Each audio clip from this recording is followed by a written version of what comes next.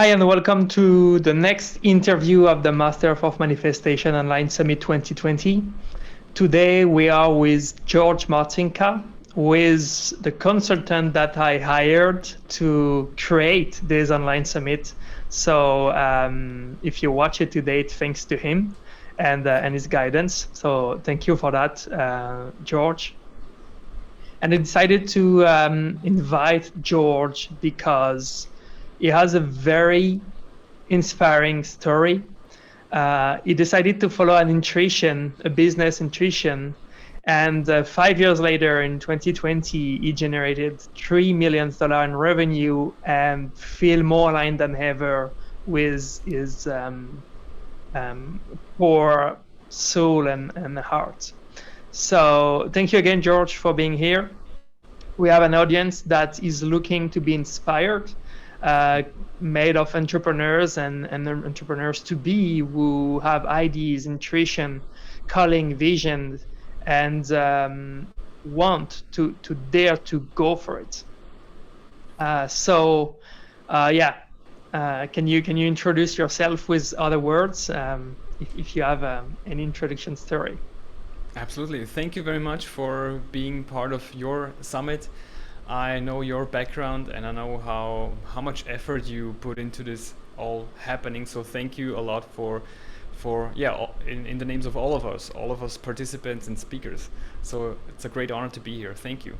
Yeah, well, it's you said it quite precisely that I had a lot of ups and downs in my professional life as well as of course private life, and it all comes down to like believing in yourself and having the right setup, having the right like getting rid of your limiting beliefs and just aim for your North Star and just first of all develop a North Star or discover it and go for it step by step. So this is what I've been doing since the last 10 years, sometimes more successfully, sometimes less successfully, and this is how I ended up like focusing on the one thing that I do very, very well and find very, very inspiring and powerful, empowering.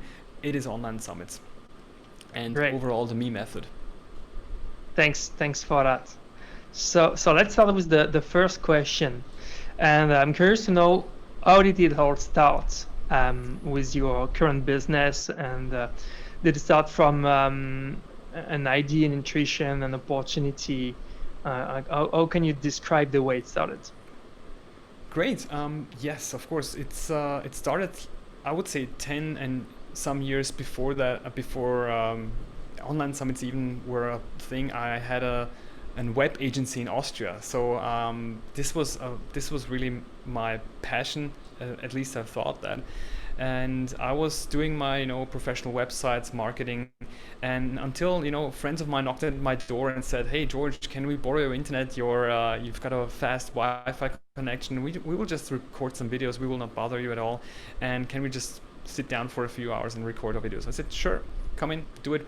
And what they did was like they were recording their online summit videos. So they were one of the first to establish the online summits in the German-speaking area, right?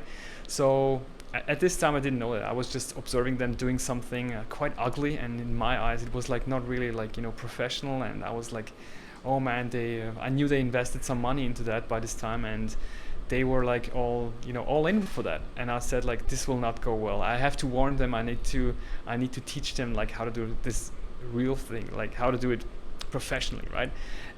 But I kept my mouth shut and I just observed what they are doing and just helped here and there with a little tweaks, and they were kept coming over a time period of 2 weeks, and this was a huge success. They earned a lot of money and made a huge impact. Starting by the huge impact, earning this much money was the result of having a big impact with this little ugly thing that was there, right? At least in my eyes. But what I learned, of course, that this didn't count at all for the participants of the first or one of the first summits in the online in the German-speaking area. So I was hooked immediately, and within 1 month, I got rid of everything. Even my flat. I would say I was in the process of getting rid of everything and focusing on only online summits, because this was the most powerful thing I've ever seen at this time. And as I said, within 1 month, my web agency was history. My, let's say, former professions were, yeah, nothing appealing. There was nothing appealing to me anymore other than online summits and working with Thomas and Katharina back then. So it was a very powerful combination of, um, as we joined forces for the next summit, of course, it was a very powerful combination to literally dominate the German-speaking summit area, let's say. And this is what we did Okay, for the last 5 years. great. So I see an important message in what you said. It's like, and you're a designer, and you kind of learn that what is more important for people, for the audience, for the customer, is not so much the design, but the message that is under the design. Um, that is important because for you, what they did looked ugly, and you found that no one would subscribe and they would not make any money from it. And turned out that it was a success, as you said. Yes. So the message for people who are listening right now is that what you have to think about first is your message, what you want to deliver, and after comes like the how it looks like, the design, the shape, etc. But the message, even an ugly message, from a designer point of view, can be a success. Absolutely, that's so true. And this is one of the limiting beliefs I got rid of during this time, very radically. That like I'm never concerned about design that much again. I was never concerned about that at all actually. And what really counts, let's say 90%, let's say 80-20, the 80-20 rule, if you set it in place, just focus on the message, and everything from then will ripple down in a beautiful way. So the spiritual people, let's say, call this the heart message. So once you can touch somebody's heart, these people don't care about how it looks, if it's red or green or blue. It's just about, the connectivity between two humans and how they can help each other, basically. We as entrepreneurs and entrepreneurs to be, we always need to put this first, like how can I help one person and scale this to millions of people, because this results into millions of income. And for example, with this summit, you, Kevin, will reach a lot of people, and you will impact a lot of lives, which qualifies you to earn, of course, money. But it always starts with the benefit for one person and focusing on that. Okay, thank you for this information. So if I understand what you said, there is that opportunity that came to you and it became an intuition. It became a calling you knew you had to pursue. Mm. So what happened there?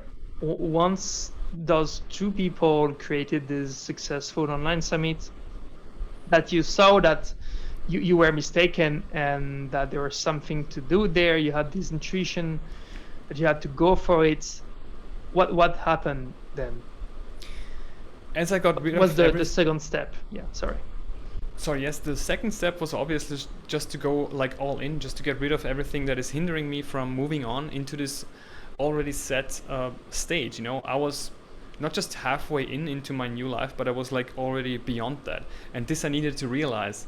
And with all of the limiting beliefs or whatever was hindering me to further go down this new way, I had to get rid of it. And it was a very painful process. Sometimes when people work with you for like maybe my former clients back then, they were kind of attached to me, and I had to let go of them. And privately, or in a private environment, like the let's say people didn't fit anymore into my life. And this came quite suddenly, as I realized like we are moving like all into an online business, right? My media agency back then was just like, let's say, local, and I shifted very quickly into the online world, going all in. That means that I could travel anywhere, and it left a lot of opportunities.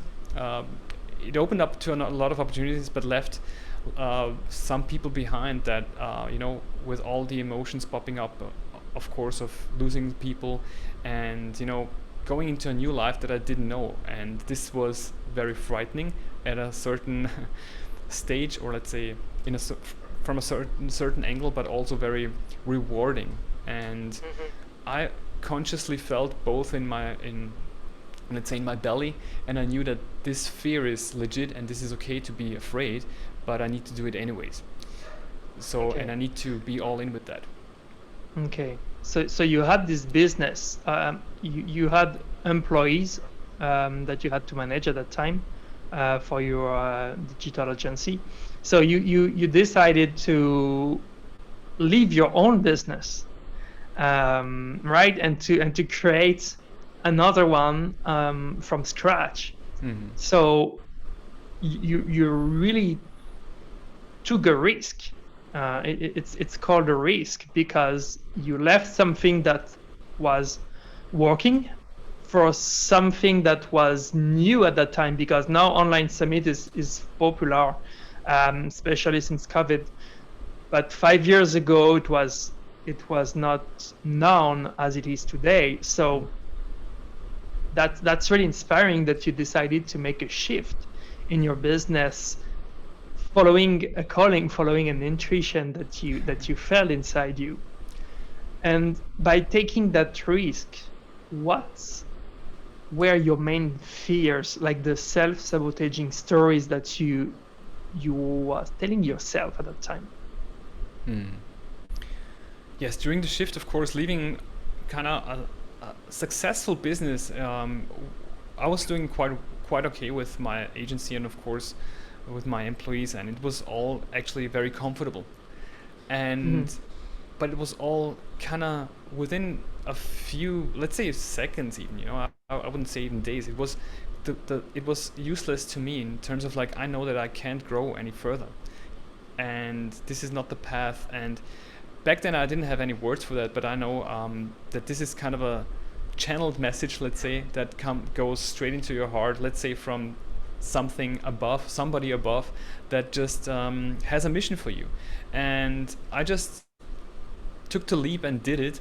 And of course, with all of the fears popping up that I'm not enough and this will all fail, I will be broke, I will be homeless on the street. And then I thought about it and said, like, yes, it's worth it, because I feel that this is just a calling. And I don't encourage anybody to do it so blindly, but I was very blind about, like, you know, about certain angles that were definitely, let's say, my own demons within me that I didn't work on, and which led to problems later on. So this was a very challenging growth for me to be, let's say, alone with my calling. But it's very rewarding in the end when you're all in at this. Okay.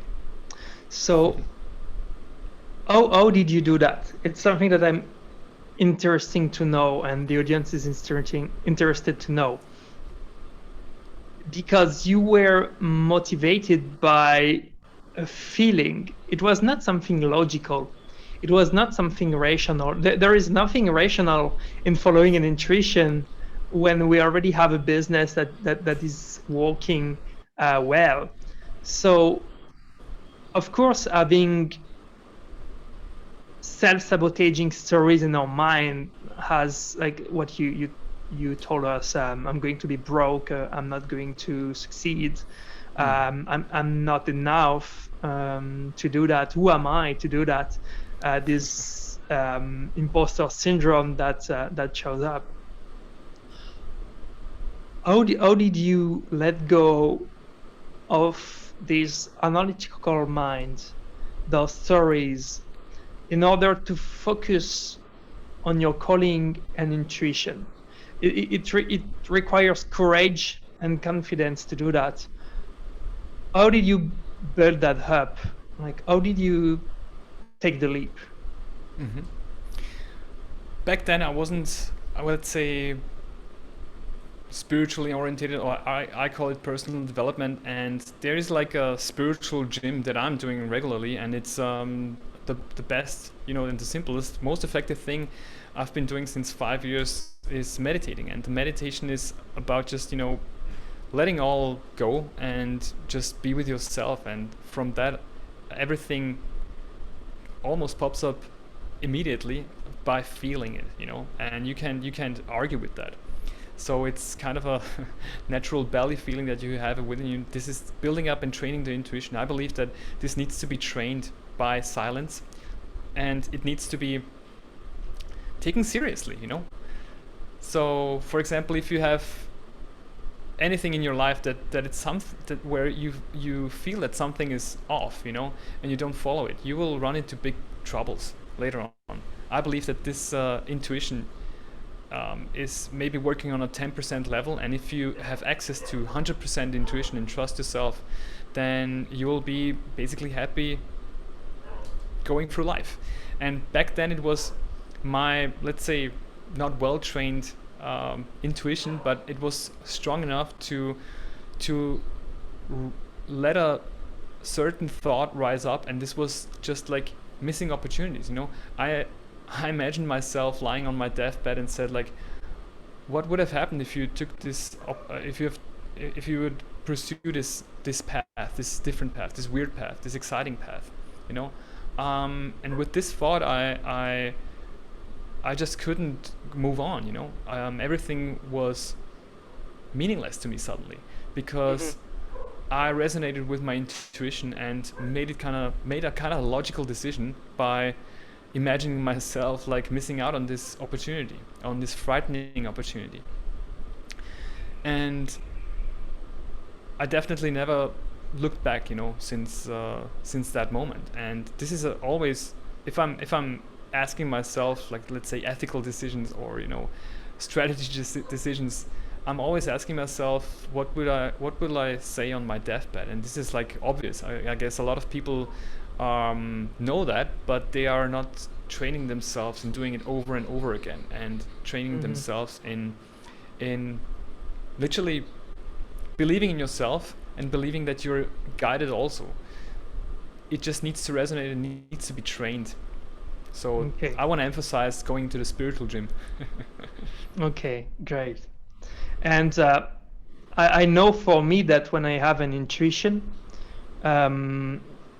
it pops up from nowhere. Like I don't know where that comes from. It's suddenly I have that in my mind, and I can feel that, oh, that's a great idea. That it's completely irrational because I haven't thought about that before, but now it's here, and I can't stop thinking about it.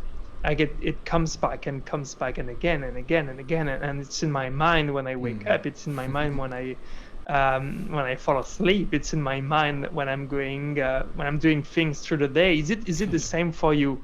Would you say that an intuition or calling is something that once it's here, it's just present and it sticks to you until you go for it? Yeah, it's true. It sticks to you until you go for it. That's well said, because I believe that there is some guidance guiding us on our mission, and if we don't listen to it, we get kind of semi-punished, but it's not a punishment. We just get corrected into this path where we kind of belong, let's say. And somebody is always telling us where to go. We just tend to not listen, and then we run into troubles. In my personal life, that has always been the case. If I just pushed something aside and said, like, oh, I will overcome that, and I don't want to hear that, it's just too painful, and not listening to your intuition is not very rewarding, because you will get kind of forced into the path. And smart people follow this intuition and trust and remain happy, I would say. And since I'm doing this very in a radical way, regardless of my let's say financial outcome. Some people call some decisions courageous. I call it just like following the intuition and reaping the rewards later, because there is something greater than the short-term, let's say, rewards in long-term decisions. And so long-term decisions are the North Star, let's say. I always fall back to the North Star. Once you figure out your North Star, it's very, very aligned with everything your intuition brings into your life. And it happens, then you will find yourself going through life saying, like, oh, that makes sense. That happens in my life right now because um, I attracted this into my life by following my North Star actually. So Okay. once you follow your North Star and align your path, things will fall into place very easily.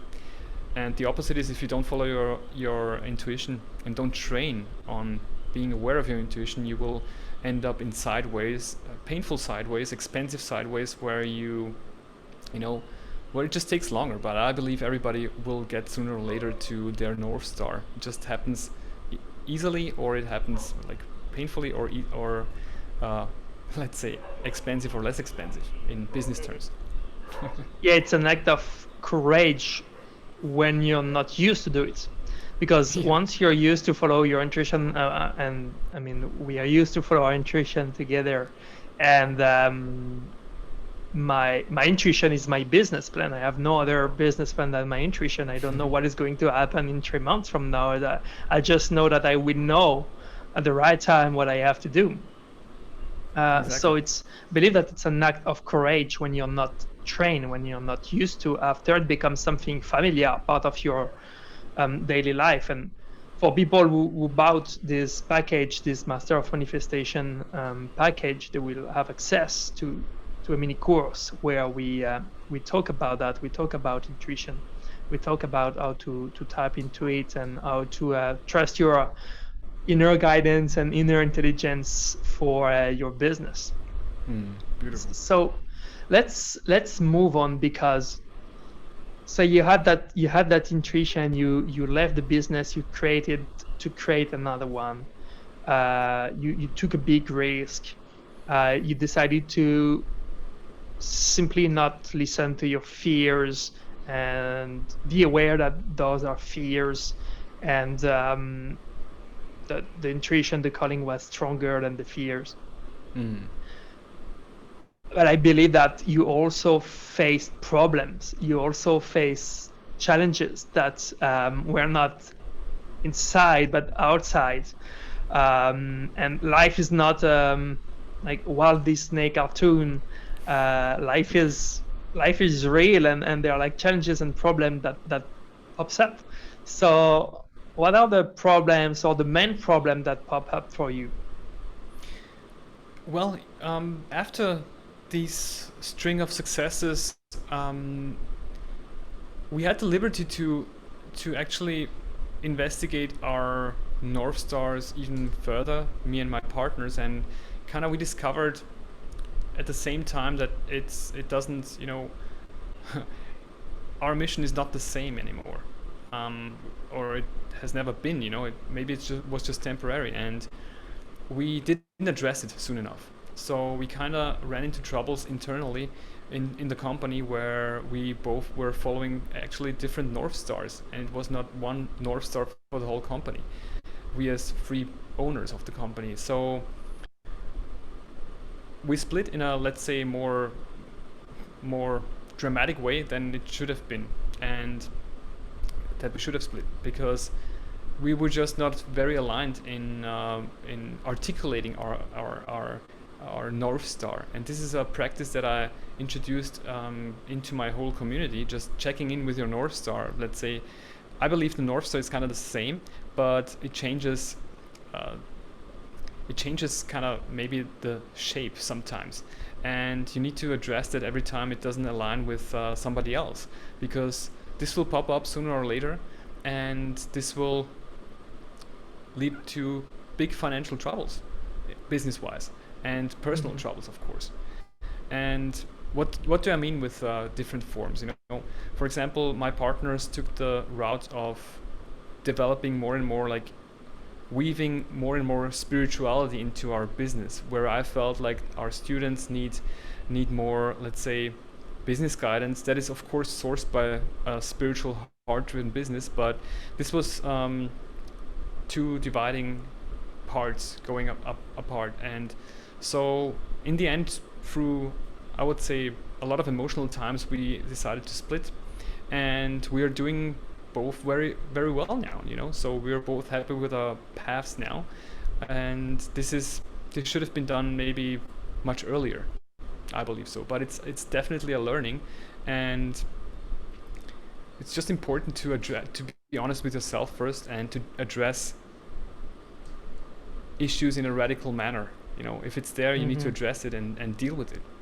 So did you feel that you had to to split with your partners before the struggle or the drama happened, as you say? You had that feeling before? The intuition was there, Yeah. but Okay. I managed to hide it because everything was going so well, right? And I got blinded by the success, and while it was like decaying from within, and this of course was meant to happen, and the learning is just to address everything that is there and take a fair but sudden step to change things, to take the courage to change it immediately, and talk with people who you love. I of course love my former partners till now, and it's all good. And loving people talk to each other and share their mission, share their North Star, and once it doesn't align with your spouse or with anybody, there is little chance that it will survive long term. And this is like taking the courage to split is sometimes painful but honest. So yeah, your intuition came back. So your intuition first arrived to tell you like you have to follow that business with those people, and later your intuition came back telling you like, okay, now you have to let go of those people and follow your own path. But it was again not logical from a straightforward business point of view. When you create a business with someone, you keep going into the business with those people, and the imposter syndrome is still here. Like, oh, but now we'll have to do that by myself, and am I enough to do that by myself, etc., etc. Where you had those kind of stories in your mind as well, like you had fears about splitting the business. Of course, it was like being by yourself, being just finally like just running your own show is very frightening, but it's also of course again very rewarding. And let's say running the own show, it's not the own show, it's like your mission that you definitely need to fulfill anyway. So either you will get pushed into it by another force, or you can do it by yourself by following it, just following your call. And this is less painful than my path, I would say. But since then, definitely my, let's say, business wise, or let's say personally, my happiness skyrocketed as well as my revenue. So since I'm following radically my mission and my calling, which I discovered through peeling off a lot of layers, a lot of insecurities, like, will I succeed alone? Yes, you have to make it happen. Will it be stable? Yes, you have to make it happen. And it all ripples down to the fear of dying, literally. Once you get over that and discover that, let's say, in a different layer, saying, let's being super spiritual, that dying is not the end. You don't have any, very much, I would say, to hang on here, like to just, let's say, to focus only on money. This doesn't make you happy, because this is ending somewhere, right? While when you follow your mission, you grow personally, and I believe spiritually as well, and this will take you much further than just orientating on earthly matters, let's say, So this is why I'm so obsessed about following and discovering the heart mission, because this will always stay with you, and this will always make you succeed whatever you touch. And it's interesting to see that, like, synchronicities of alignment, synchronicities of the universe telling you that you're on the good pathway, can appear to you from like a problem perspective, like something that is not very satisfying, exciting, or healthy on the short term. It's like for you, you had to split. You had to make again a bold decision out of faith and out of intuition. So Yeah. it's really interesting to see that Mhm. synchronicity is not always beautiful. It can also be painful somehow, and it's the universe testing you, testing your ability to following your North Star, as you say. That's that's very well said. Yeah, it's not always a pleasant experience, but it's just honest, you know. And I guess we all find it deeply rewarding just to be honest with each other. Business, let's say business-wise, personal, like people speaking to each other. I believe in, of course, the great value of honesty. And if you follow this through pain and suffering as well as like good times, I believe you will have a great time on life, and I'm having it definitely. So I'm not like, let's say, not the I'm not speaking of the point of like an elderly person, like 90 years who lived their life. I'm in the middle of my own process, but this very humbling experience made me more, brought me very close to my truth. And speaking true, you know, speaking truth is my guideline of the life, right? Of my life and all my business ventures. So, for example, I always like my students to just criticize me, you know, if something is not aligned, and as well as I do with them. So we both achieve great uh, things in life, let's say business-wise or personally, and it's truly the most rewarding thing in between humans, just to have honesty and love. Okay, thanks for the reminder. Yeah. Um, I have another question related to your experience and what happened about faith and surrender. Uh, how do you define faith? How do you define surrender, the fact of letting go and having a blind trust in the future and in you doing the right thing by following your intuition? So how do you define that? What is it for you, and what is the best example from your experience, from your background, that is taking a leap of faith and surrender? Mm-hmm. It's beautiful. It's a beautiful, tough question actually, because it points into a obviously straight spiritual question, like, hey, do you believe in God, and do you believe in some guidance? Let's say whatever the name is, what religion? I don't deeply believe in a kind of religion or a label, but definitely in some higher power that is guiding us and speaking through intuition. So I have deep faith in that, and it just takes courage to surrender to that and follow, even though it's demanding and tough and emotional. And but this is what makes us human, right? Having these emotions, feeling it consciously, and going through it. This is like the human experience, right? So I'm happy to be the spiritual being having the human experience, and I'm enjoying it. So in this definition, you know, everything is suddenly beautiful, even painful things, stressful things. You see it as a great learning, and I have faith that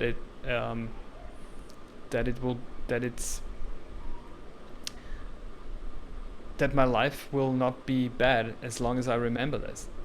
Mm-hmm. And how did that came into your life? Like, have you always been that person believing that there is something bigger than us? No.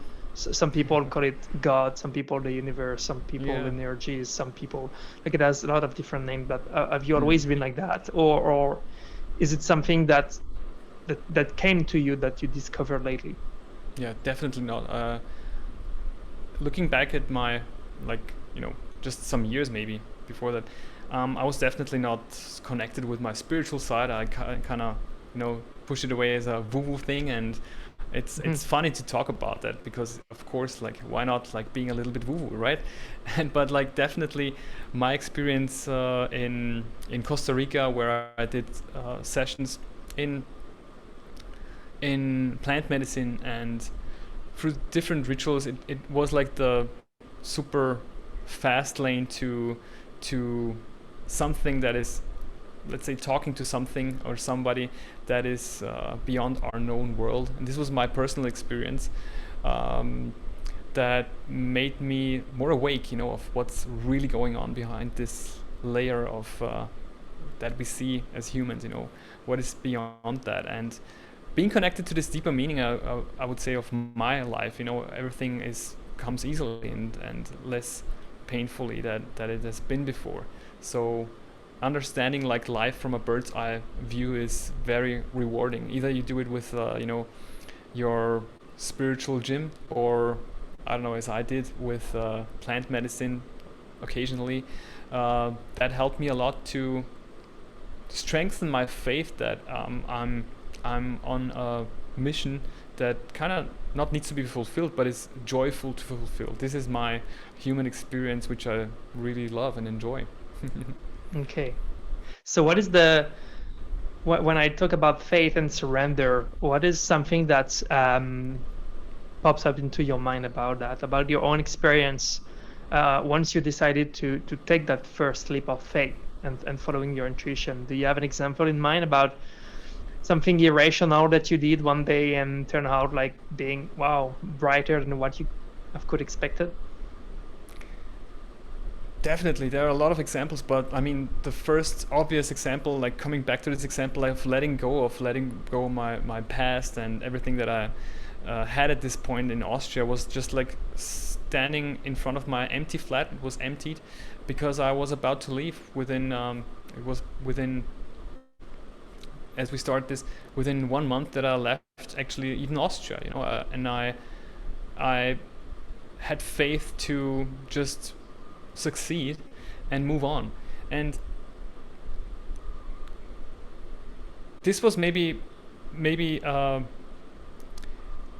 to me it was a very opening situation, because I realized like I'm literally, I'm naked, I don't need any things to be happy, and letting go of all of this clutter that surrounded me at this time was very rewarding.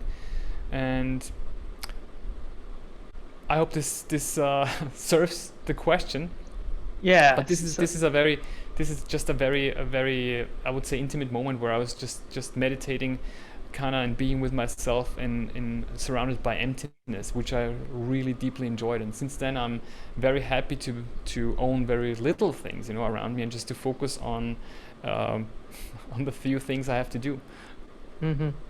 Yeah, it's a beautiful example because you've been through that. You've been to like traveling and moving and letting go of your past life, and it shows that you're able to like sell your stuff and be minimalistic, like suddenly. Yeah. It what's happened when you decide to travel for a while. And I've been through that as well, so I completely resonate with what you say, that it's a big leap of faith and surrender, doing that thing that so many people admire. So many people tell you that, oh, how lucky you are to do that, to experience that life full of travel, like having a backpack or going here and there in those countries. But it's not luck at all. This has nothing to do with luck, because it's a decision. It's a decision that you took to let go of everything and to start traveling without knowing what is going to happen. It's a decision that I took to leave everything behind, sell everything, and start to travel. So I think it's a good reminder that, yeah, it's an act of faith and surrender. It has nothing to do with luck, but everything to do with the courage to do so. The courage to take that decision, to just do it. Beautiful. And just one addition to the story was the, let's say, the micro surrender in this huge surrendering was like that. It went. I was about to really sell my stuff, but it was going on just too slowly. So I decided just to give away everything, and this was even more rewarding into like letting go and not monetizing on every single stuff. So I remember like my precious Beamer, you know, at the wall, where I enjoyed like, you know, a lot of movie sessions, had a lot of great memories. So I thought like, oh, this is very precious, I need to sell it for a lot of money. And it was not like, you know, nobody was kind of interested in that. And then I gave it to the room cleaner who was at the time there, and said like, hey, please enjoy it, and I've great emotional value in that, but I really can't move on with that, and as long as I want to sell it, it's just hindering me. And this resonated actually with later decisions as well, where I thought something is precious, but it was just my view, and it just was hindering me. So it was actually very expensive to keep, you know. Yeah, I get that. Thank you for adding this information. Yeah. I have a question about what you're experiencing today, because so in 2015 you decided to follow your intuition. Then in 2017 this breakdown happened, and you felt that you had to split and to follow your own North Star. And turned out that you became happier, more fulfilled. Your bank account started to grow even more. So those were the sign that you had to follow that intuition again. And now we are experiencing COVID-19. So how did COVID-19 impact your business? It was a few months ago. So how did that event that is impacting the world at the moment, how did it impact your business and your life? Personally, of course, I'm super sorry that this actually is happening, because it costs a lot of lives and causes a lot of misery, and it's definitely something we need to overcome in a medical way. But the other side is that I experience is that it's like long overdue that we shift into words like being connected to each other and use technology to just talk to each other, and of course maybe to meet in person again. But this has been always kind of not, for at least for me, it wasn't like fast enough, developing fast enough to make, for example, business and make your living online. So finally the people were pushed, let's say, by outer force to experience and to learn, and they are stressed, of course, that something like that came over us, and we need to react to that. So people who were in this field for the last 10 years, let's say 20 years, you know, that's nothing special to them to just, you know, set up an interview and Zoom and whatever, you know, but to a lot of people it is, you know. And this is what helped my business, because I was naturally, of course, prepared by following my intuition and being all in, and now I'm helping all other people transition into this online business that kind of for some people came so suddenly, but is actually here for a long time, since a long time already. So I'm kind of happy in this way, if you can say so. Of course, that this event brought us together in terms of like saving resources, staying at home and creating something beautiful is now easier than ever. And to inspire people from our offices, for home offices, or from our homes, from our sofa, you know, being connected, using this technology and liberating ourselves, you know, is a great win for the whole world, I would say. If we can overcome, of course, the medical issues, I guess we can learn a lot from the situation, and this learning will stay for a long time. So I'm very positive about the outcome of this pandemic, that it will open up a lot of opportunities for a lot of people. So I'm looking forward to helping a lot of people in this field. Okay.